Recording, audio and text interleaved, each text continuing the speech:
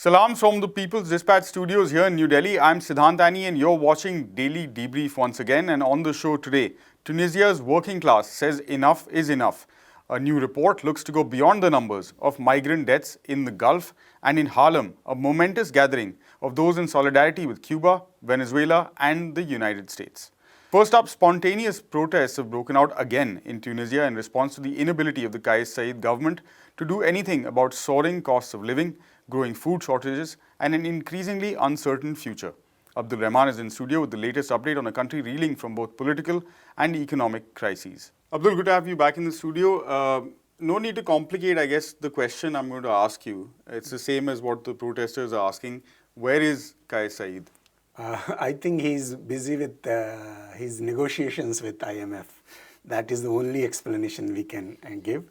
And IMF, the $3 billion loan he is negotiating, his government is negotiating, of course will not come easily. It has to kind of strengthen what IMF believes, the financial structure in the country, which will mean that the wage bill, which is quite significant in terms of Tunisian economy, will have to be frozen somehow. There was a negotiation with UGTT and between the UGTT and the government few days back, where UGTT agreed for 5% hike.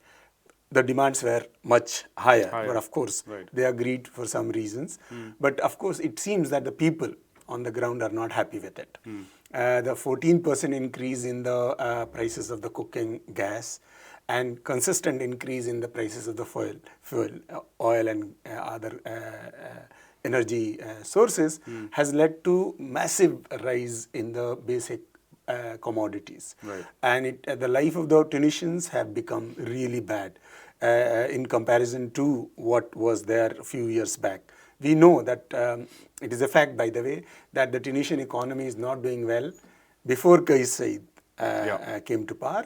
But even after Kais Saied came to power and kind of removed the democratically elected governments, claiming that they are inefficient, the efficiency removing the supposed hindrances in the process of sort of reorganizing exactly things. And despite all those removal and all those inefficient government people being sidelined, there is no improvement on the ground. In fact, the situation has gone bad to worse. So that's how we should see everyone. And the protests on Sunday evening, spontaneous protests, where hundreds of Tunisians marched on the streets of Tunis, and at some places there were clashes with the security forces as well, is basically a reflection of the growing anger among the people. Yeah, and very powerful images, Abdul, also of sort of working class people, marching in the streets with loaves of bread and all of those things, indicating the amount of, like you were saying, discontent against what's happening and the government's inability to tackle any of the real issues that people are facing. With the elections coming up, not very sort of far away from now, what is the broader political scenario? How is Kais Saied looking at it, and what are the opposition forces at play? This is again a kind of a tricky situation, if we can say so. Kais Saied wants the elections, as he wanted the referendum on July 25th. Referendum happened, 23, 24, 30% people participated in it. And of course, despite the low percentage participation, he went ahead and enacted the constitution, enacted a new electoral law, and now he wants the elections. Of course, majority of the political parties in the country have already declared that they are not going to participate in the election. Some, of course, like the Leftist Workers' Party and other leftist organizations, have fundamental issues with the way Kais Saied has carried out the so-called reforms and changes. But there are another center to kind of right parties, which basically they don't have that much problem with the entire process, but they have specific objections with the way the electoral law has been enacted. Ennahda in particular also is, you can say their anger is also a reflection of their uneasiness with the way their leaders have been persecuted in last few weeks. Right. In Like particular. we discussed in terms In of the the anti-terror previous, laws yeah, and yeah, exactly, yeah. exactly. So, clubbing them all together, it seems that a majority of the political formations inside Tunisia are not going to participate in the upcoming elections, and those who will participate will have a serious issue of credibility, because as the protests are indicating that this image that Kais Said is by and large acceptable to the larger masses in Tunisia is basically breaking. That myth is breaking with these protests, which are now, this is not the first protest, by the way. There were protests last week also, and the protests are continuing ever since the democratic coup, as it is called, July 25th, 2021's dismissal of the democratically elected governments. So, given the larger scenario, if we are talking about the larger scenario, it seems that the overall situation in Tunisia today is not much different from what it was in 2011 when the popular uprising happened, Right. and the long rule of dictatorship, authoritarianism, Ben Ali's presidency was thrown away. If this continues and Kais Said refuses to listen to the demands of all the parties, it seems the ideological spectrum, except for the conservative pro-establishment parties, the rest of the parties are not cooperating with his so-called reforms. If it continues, we will see more such popular protests and uprisings on the ground. And I guess given the sort of short timelines between now and the elections, probably this is the time when we will exactly see that a is lot very significant. This is already end of September, Yeah. and the elections are scheduled on December 17. So very less time left for the kind of attempting a larger popular acceptability, legitimacy. Yeah. So that space is also not there. Not there. Yeah. All right. Thanks very much for that update, Abdul. One of every 2 migrant worker deaths in the 6 nations comprising the Gulf Cooperation Council remain, for all practical purposes, unexplained. This is what we learned from a new report called Vital Signs. The report is a first of its kind attempt to not just quantify, but also understand the many factors that have led to global outrage on the conditions in which blue-collar migrants work in these foreign lands. Most of these migrants, of course, come from South and Southeast Asia.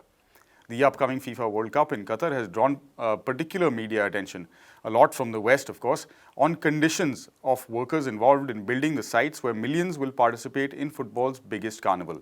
But is the interest just superficial and generated to fit a specific narrative? Usman Javed, who works with Fair Square, a human rights research and advocacy organization, spoke to me earlier about why this perspective needs to change. Usman, good to have you on Daily Debrief, and thanks for speaking to People's Dispatch. An important bit of research regarding the conditions in which migrants live and work, and also the kind of consequences they face simply for trying to, do a job and earn a living. Can you outline for us, firstly, the key points of the research up to this point, now? Okay, so it is commonly known that in the Gulf countries, there are serious labor abuses, cases of exploitation, etc. Something that we did not know, despite knowing this anecdotally, is how many workers die and what are the causes of those deaths. So our project, Vital Signs, is a partnership between Fair Square projects and organizations in 5 different major sending countries: India, Pakistan, Bangladesh, Nepal, and the Philippines. And we found that of the available data on migrant worker deaths, the data is patchy, but what it tells us is that about 10,000 odd migrant workers from South Asia and Southeast Asia die in the 6 GCC states every year. And of these, half of these deaths, we do not have an intelligible medical cause. So we effectively do not know what is causing the deaths of half of these workers. We have, so what the first report in our project basically looks at the available data, presented by the GCC states and by the sending states. So for instance, in the case of India, In India's case is slightly better than some of these other countries, but I'll just give you an example to show what that standard is. So between 2015 and 2019, of the Indian workers working in Saudi Arabia, which is one of the countries where most Indian workers, a large number of Indian workers are present. We asked the Ministry of External Affairs how many workers have died in between 2015 and 2019. We got an answer that said 12,595 have died, right, in these 4 years. The same question when asked to the Indian embassy in Saudi Arabia, the answer came 7,444. So that's a difference of about 5,151 workers. So, and this is one of the better cases of data management. So clearly there are big gaps. The other serious problem that we found was in the cause, as I said, the cause. What are the medical reason behind these deaths? So just to give you another example, for Indian workers in Kuwait, right, 42% of these deaths of these workers was classified as heart attacks, and in Bahrain, 47% of deaths were classified as cardiac arrests, and only 4% as heart attacks. So. So just a critical distinction here from a medico-legal point of view. A cardiac arrest is not really a meaningful cause of death. It just means the heart stopped beating. A heart attack means blood stopped flowing to the heart. So there is something that you can make of it. So the sense is that what you can clearly understand from this is there are shoddy investigations that are done in cases of migrant worker deaths. And medical sounding terms are often put in place rather than, actual. I mean, it's about filling up a column. So the WHO has something called the International Classification of Deaths, right? So ICD. So ideally that should be followed. There are protocols in place for how to record, how to investigate deaths, how to investigate workplace deaths, be able to draw out, right, these causes. So some of these things we know, and our report does this through case studies. The first report does this through case studies. There are multiple factors, right, which affect the mental and physical health of workers, especially in this region. They draw from your workplace, they draw from your living conditions, and also from the environment, because it's a particularly harsh, etc. And humidity, yes. So we have cases of heat stress. You have cases of chronic kidney disease that was reported particularly from Nepal. That's referenced in our report. So there are lots of these indicators that there are serious causes behind these unexplained deaths, which we don't seem to know. Usman, we're heading into a World Cup in a little less than 2 months from now. It's a World Cup that's been shifted from summer to winter, keeping in mind some of those workplace conditions that you were talking about. It's an event that is one of the largest in the world, drawing massive amounts, billions of dollars worth of sponsorship and other revenue, hundreds of millions in prize money. And this is a significant sort of chunk of the world's population that follows the World Cup but isn't represented in it. And yet all of the stadia that are where all of this mega event will be staged have been physically built by people from this region. How is this a good time to move away from a little bit of the sports washing that happens in the context of these big events to talking about issues that working people face in the lead up to and also as a legacy of these mega projects?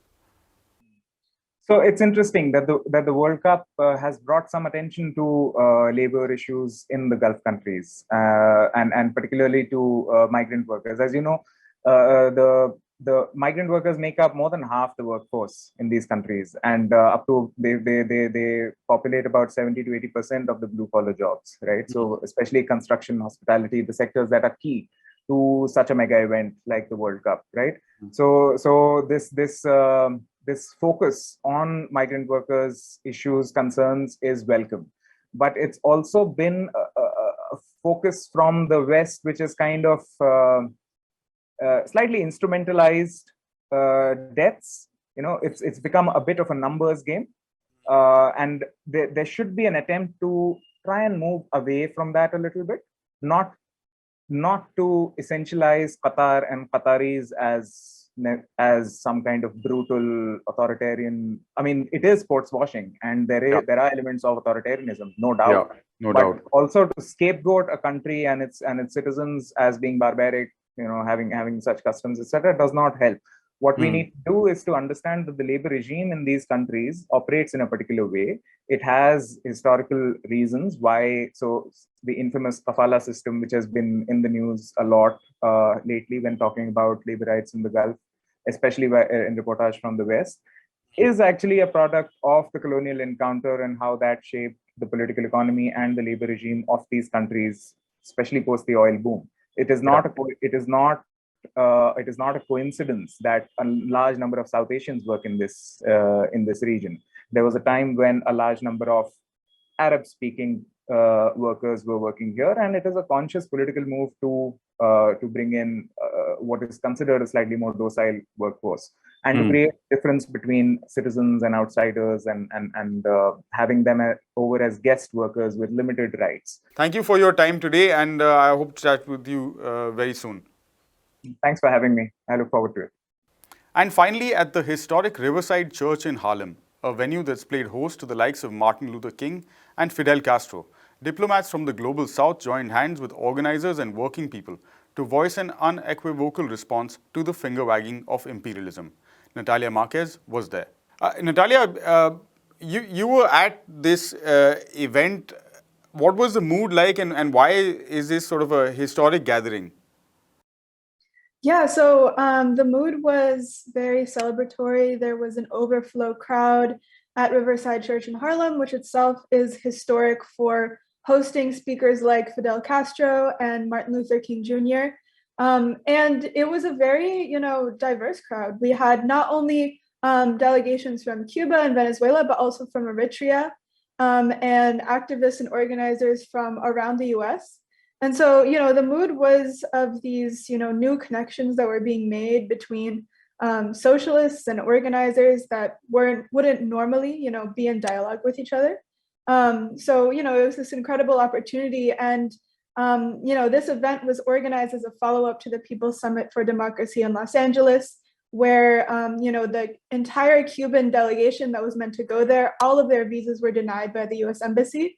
And so the fact that the UN General Assembly was happening at the same time as this other People's Summit event in Riverside Church meant that foreign ministers from Cuba and Venezuela could actually go and dialogue directly with workers in the United States, which is itself like an incredible opportunity, something that doesn't really happen, something that the US government itself doesn't want to happen. So, it was subverting the agenda of the US and also presenting this new opportunity. What was some of the content of the conversation, and sort of how does it take the conversation forward also from, like you were mentioning, the previous People's Summit held in Los Angeles? Right, of course. So, the topic of the entire event was democracy beyond US empire, of course. And so, the conversation was about subverting this US narrative that the US is the beacon of democracy and that it also spreads democracy around the world when it invades various countries, et cetera. The people who spoke, who are from the US, Claudia de la Cruz and Kristen Richardson Jordan, both spoke about how the people's democracy doesn't necessarily exist here, right? The Supreme Court recently stripped abortion rights from people, rights which were never upheld in the law. The US government has this ability to just take things away unilaterally from millions of people in the US.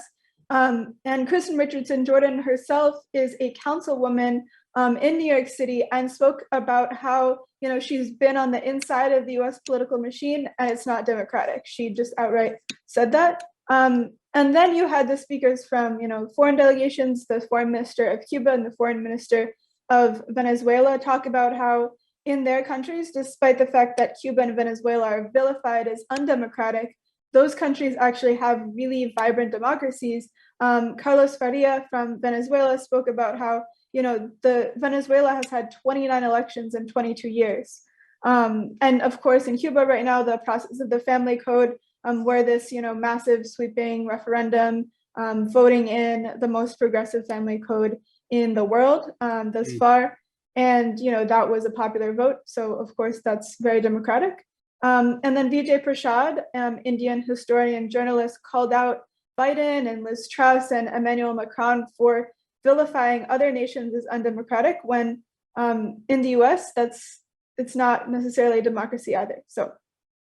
And I think for today, Natalia, that also very much sums up the spirit in which we've also covered the couple of our previous stories. So thanks very much for that update. No problem. And that's a wrap for this episode of Daily Debrief from Natalia, myself, and the entire team here at People's Dispatch. Thanks very much for tuning in. As always, we'll be back same time, same place tomorrow. Until then, for more details on all of these stories, head over to our website, peoplesdispatch.org, and give us a follow on the social media platform of your choice. Thank you again for watching. Goodbye.